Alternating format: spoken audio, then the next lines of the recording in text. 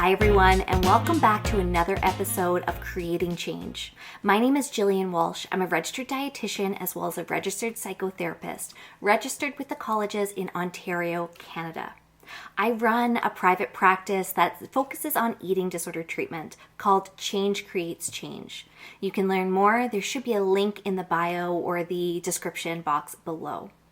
Now let's talk about the topic of today's episode, which is Ozempic.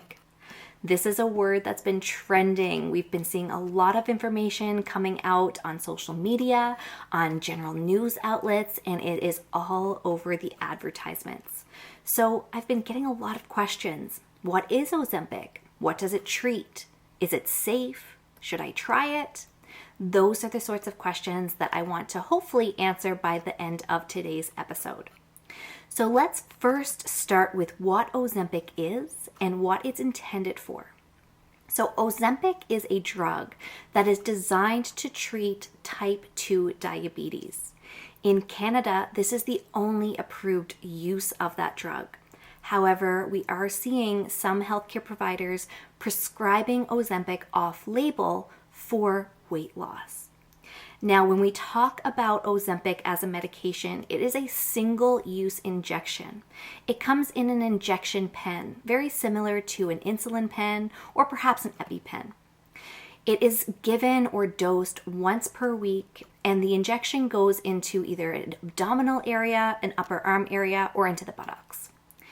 Now, if you're asking what is it, the formula of Ozempic is known as a GLP-1. A glucagon-like peptide 1.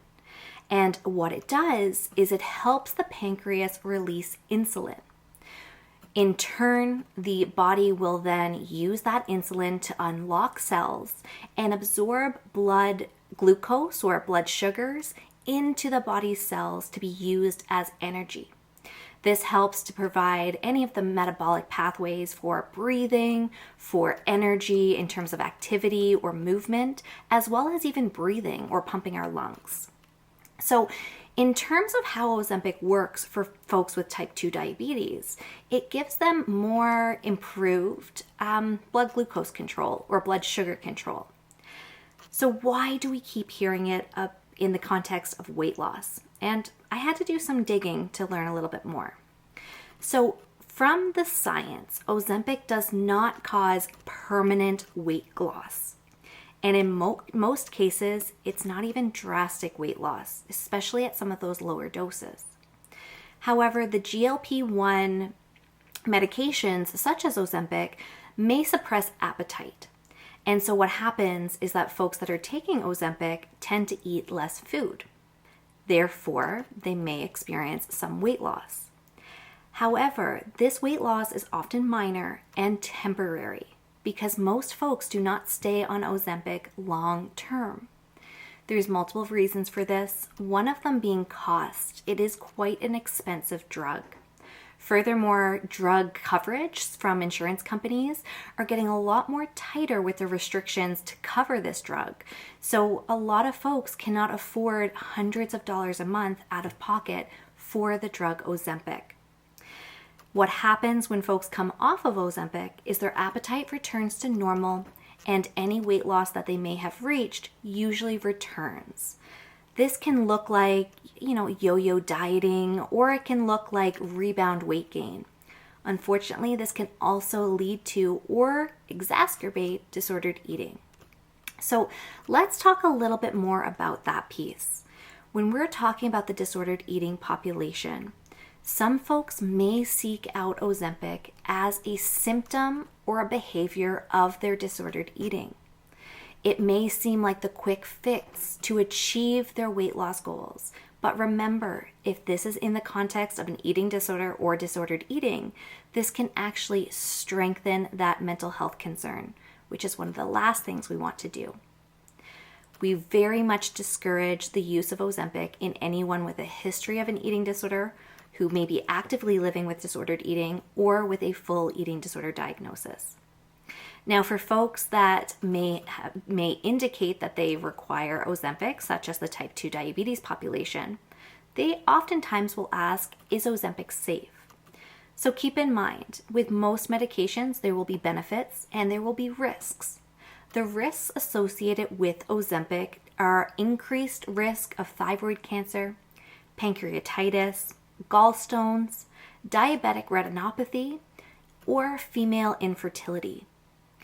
Now, what we see more commonly, not so much the risks, but the side effects. About 30% of folks that take Ozempic will complain of GI or gastrointestinal symptoms, such as nausea, vomiting, and diarrhea. That sounds quite, how would I say it, uncomfortable? Not exactly selling it for me. So the other piece I want to leave with you is the reason a lot of the, I would say, social media, we're seeing this trending, is because we've had celebrities co-opt the Ozempic medication as a tool that they may have used for weight loss. I caution you against taking this at face value, because there's many reasons why celebrities may talk about different products, including medications, on social media channels. Keep in mind, there is usually an undercurrent of advertising, whether you're seeing it on social media, on news outlets, or even ads at hockey games. So just keep in mind, we want to take all of that information with a grain of salt. Use your critical thinking skills and consider, why are these folks talking about this medication? And why am I listening to it and perhaps even considering it? So let's wrap up with the bottom line. If you're recovering from an eating disorder or any form of disordered eating, Ozempic is probably not a drug we should be considering. Instead, think about what your relationship may be right now with food as well as your body. A lot of folks don't have a positive relationship with food, eating, or how they view their body. That is oftentimes the area where we can work on, versus trying to find that quick fix or the magic pill that will change our outward appearance. Unfortunately, these concerns tend to live quite deep beneath the surface. They need longer-term interventions, and it needs to be less of a one-size-fits-all approach. So keep all of that in mind. If you're hearing folks talking about Ozempic, bring some of this knowledge to them that you've learned today.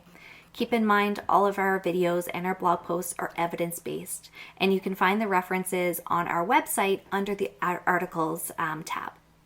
So folks, thank you for tuning in. I love to hear from you. So if you're looking for any additional information, if you're looking to get connected with an eating disorder care provider, or if you'd like to make some suggestions for future episodes, please shoot us an email at info@changecreateschange.com.